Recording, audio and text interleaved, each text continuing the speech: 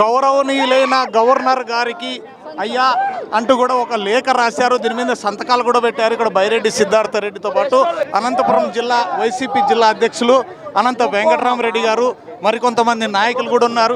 కాకపోతే ఇక్కడ మీడియా ప్రతినిధులకు అసౌకర్యం కలిగించే ప్రయత్నం అయితే చేశారు. ఇక్కడ కనీసం మీడియా ప్రతినిధులు కనీసం వెళ్ళడానికి కూడా ఇబ్బందికరంగా ఉంది. ఇంత ఇబ్బందికర పరిస్థితుల్లో ప్రెస్ వాళ్ళు కనీసం క్వశ్చన్లు కూడా అడగలేని పరిస్థితి. ఇలాంటి వాతావరణంలో ప్రెస్ మీట్ పెట్టడం చాలా విమర్శలకు తావు ఇస్తోంది. ఇక్కడ అభిమానులు కావచ్చు, పార్టీ కార్యకర్తలు కావచ్చు, పెద్ద ఎత్తున తోపులాట అయితే జరుగుతోంది. ఇటువంటి పరిస్థితుల్లో ఇలా కాకుండా ఎక్కడో పార్టీ ఆఫీసులో ప్రెస్ మీట్ పెట్టింటే బాగుంటుండేది అని మా మీడియా సోదరులంతా అనుకుంటున్న పరిస్థితి. మొత్తం మీద అయితే సప్తగిరి సర్కిల్లో ట్రాఫిక్ తీవ్ర అంతరాయం అయితే కలుగుతోంది.